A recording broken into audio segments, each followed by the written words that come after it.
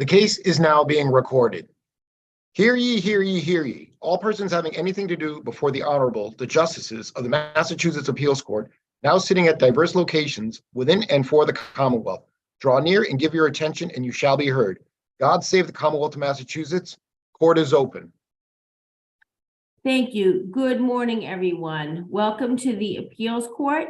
This is our first case on the list today that we are hearing by the Zoom video platform. We will be hearing the remaining cases in the courtroom. Let me introduce everyone. My name is Amy Blake. I am very fortunate today to be sitting with Justice Grant and Justice Smith. We are the panel for the three cases on our list today. I am going to call our first case, which is Mackey versus Mitchell et al., docket number 22P169. Mr. Mackey, you are the appellant, so you may begin. Good morning, Your Honors. My name is George Mackey, and I am the pro se plaintiff in this matter. This case is all about the prison conditions I was subjected to while being civilly detained at the statutorily named Mansick Correctional Center, pursuant to Mass General Law, Chapter 123A, subsection 2. No matter how far the defendants attempt to twist my complaint to fit their agenda, use irrelevant information to inflame or distract the court from the real issue, or insist that the facility is a treatment center, they present no evidence to the contrary. I was transferred to the Mansick Correctional Center on July 24th, 2018, after completing my criminal sentence, pursuant to the statute. On June 6, 2019, I filed a complaint regarding the conditions of confinement the defendants subjected me to. The conditions I was subjected to between July 24th, 2018 and March 24th, 2022 were equal to or worse than conditions I was subjected to while serving the criminal sentence. Those prison conditions include, but are not limited to, being confined with individuals serving criminal sentences from days to weeks to months to life sentences in the same units, blocks, and sometimes cells. Or those given jail credits on sentences imposed by a court, and other restrictions, as I mentioned in my briefs, rather than getting into them all right? They are all comparable to prison conditions and equal to punishment. Those also include the number of visitors that could be placed on an approved visitors list, which was restricted to 10. As with other medium security prisons, I was also limited in the number of outside contacts via telephone, which was 10. Limited to the other items on purchase from the canteen, and a plethora of other conditions, some of which violated my constitutional rights, as mentioned in my original and subsequent complaints in this matter. Conditions for civilly detained residents are required to be less restrictive, and I argue that in Jones versus Blaine, Commonwealth versus Knapp, and Commonwealth versus Major. A quote in Sharp versus Weston: "The civil nature of SVPA confinement provides an important gloss on the meaning of punitive in this context. Because he was detained under civil rather than criminal process, an SVPA detainee is entitled to more considerate treatment than his criminally detained counterparts." That's also in Youngberg, 457 U.S. at 321 to 322. Therefore, when an SVPA detainee is confined in conditions identical to, similar to, or more restrictive than those in his criminal counterparts are held, we presume that the detainee is being subjected to punishment. Finding that Youngberg required that individuals civilly confined at a commitment center receive more considerate treatment than inmates at a correctional center in which the commitment center was located. The lower court failed to acknowledge several motions regarding the conditions of confinement, which forced the plaintiff, myself, to seek assistance from a single justice pursuant to Mass General Law, Chapter 211(3). Excuse me. Mr. Mackey, Defendants unsupported. Mr. Mackey, now that you're out, What is the remedy? What are you looking for? If we agree with you, what do you want us to do? I want to be compensated for what these people did to me, and I want the rules changed. When They you say can't continue. compensated, you're saying money, Correct. money damages. And how much are those damages? I believe I put in for $1,500 a day for every day that I was detained. Okay. Please continue. Okay.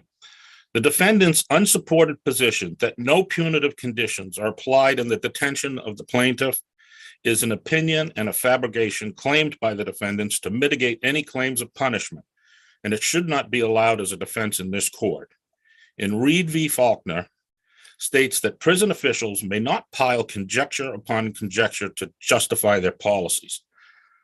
The conditions as described in my complaint and taken as true describe punitive conditions and were ignored by the ruling judge. Mass General Law, Chapter 123A, and several case laws prevent any punishment while being civilly detained prior to and subsequent to being found as a sexually dangerous person. The plaintiff, after a finding of sexual dangerousness in a lower court, had that determination overturned by the appeals court, and upon reevaluation, it was determined that he was not sexually dangerous, and he was released on March 24th, 2022. This is relevant. Mr. Mackey, I could imagine that some people would say that that shows that the system worked, that you were released after you had review by this court, and it was determined that the petition was subsequently dismissed. Doesn't that, what does that mean? The fact that some would say the system worked? That has no bearing in this case whatsoever, Your Honor. As far as I'm concerned, I was held in a prison. The other two that matter of being overturned is relevant in the two other cases that I have pending in that court. Because of the condition, that has nothing to do with the conditions I was confined in. What I believe you're talking about is why it was overturned. It had nothing to do with the conditions. Okay.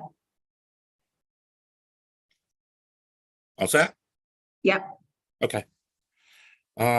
This is relevant in that the conditions of confinement the plaintiff was subjected to were an extension of his criminal sentence and not supported by an indictment or presentable facts. 30 others are subject to similar condition, filed motions to intervene, all of which were dismissed due to the rules of court regarding representation. However, a motion for class certification and appointment of class counsel were ignored, nor were the others given the option of representing themselves. Several of those individuals continue to suffer from the same prison conditions and rules. But Mr. Several Mackey, other we're only here on your case. So if you could limit your remarks to the impact for you, okay? Right. Well, those were part of the 30 interveners, part of this case, which were dismissed. And today we're only here for your case. Okay. All right. Several other motions, including a motion to preserve video recordings, were ignored by the court, denying the plaintiff an opportunity to be heard or present additional evidence of illegal conditions. One specific condition was the presence of staff with canines outside of the dining hall, clearly a prison condition. There is no difference between the conditions I was subjected to while serving a criminal sentence and the conditions I was subjected to while civilly detained at the Manskett Correctional Center. Therefore, the plaintiff was held beyond his criminal sentence without indictment, a violation of his constitutional right. If it has prison rules, prison regulations, and a prison setting, it's a prison. The defendants have allowed punitive conditions to exist once again after the removal of the federal consent decree, which was in place for over 20 years. However, Judge Mazzone stated that any individual may challenge his conditions of confinement by simply filing a complaint, and that's in King versus Greenblatt.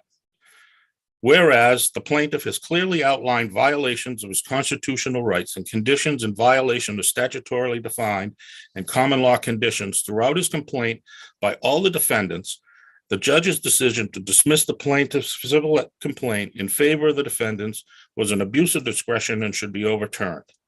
The case should be returned to the lower court and the plaintiff and all previous potential interveners allowed class action status. Thank you for listening to the actual facts and reasons for the actions taken by the plaintiff. Let me see if my panel members have any questions. I don't see any. Mr. Mackey, does that complete your presentation? Yes, it does, ma'am. Okay, wonderful. I'm going to ask you to put yourself on mute now. Attorney Murray, when you're ready. Good morning, Your Honors. May it please the court, Mary Murray for the government defendants in this case. First, I'd like to address with the court what is and is not before the court. There are no appeals from the interveners or proposed interveners. There is no appeal from anything other than the motion to dismiss ruling by Judge Buckley. So for that reason, because none of those are mentioned in the notice of appeal, none of them are before the court. And even if they were, since you filed, Rule 3 has been amended. Do you believe that amendment impacts your argument to that degree? It's made it a little less rigid. no, because for a different reason. It would change it slightly, but for a different reason. Mr. Mackey doesn't represent the interests of the interveners, and he also hasn't briefed the class action matter, so it would be not applicable. They're still not before the court because it's a failure to brief. But his other issues. I'm sorry, Not regarding the intervener or the class action, but the other issues that you're arguing aren't properly before us.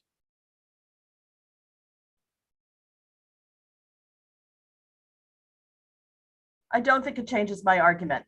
However, moving on, also, all of the claims for declaratory and injunctive relief are moot. And because since Judge Buckley's decision dismissing the complaint, Mr. Mackey has been released from custody, as the court itself alluded to a few minutes ago. And this is not a case which I suggest to the court is capable of repetition yet evading review. First, the robust body of case law that the defendants have identified show that conditions of confinement claims about the treatment center routinely go to judgment and appeal. That having been said, also Mr. Mackey has been out of custody for over a year, so a declaratory judgment would have to be based on current conditions. So there's an issue of staleness, and then there's an issue of Mr. Mackey litigating what could affect the rights of others. As he's told this court in his motions to extend time, he's not trained in the law. He said that to the lower court. And as a result, that could adversely affect the rights of others. So it would be in the weakest form. And of course, there can be no declaratory relief against Governor Baker as he was the governor at the time of this matter. Turning to the substantive due process claim, and I might add one other point. He has no future interest in the facility because he's been released. So there would be an issue of ripeness involving Mr. Mackey raising claims. But a complaint, in order to withstand dismissal, a motion to dismiss under Rule 12b-6, has to identify who did what to whom.